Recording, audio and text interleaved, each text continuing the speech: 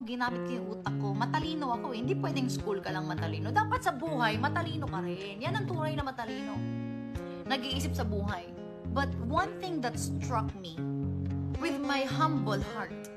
Humble down ako eh. Matalino man ako sa school pero nakikinig ako kay Robert Kiyosaki. Sabi niya, if you are smart, why are you poor? At that time, hindi ako kumikita ng pera eh. Kasi naniniwala ako that you can really create an opportunity and you can really earn money.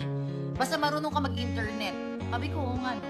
It's because there are secrets of the rich na kailangan mo manglaman. So yun, yung pinaka na-learn ko. Kaya nga, I'm here to really educate and share things about life. Isa, marami ka pang pagdaanan. Sabi nila, a wise na tao is natututo from her past.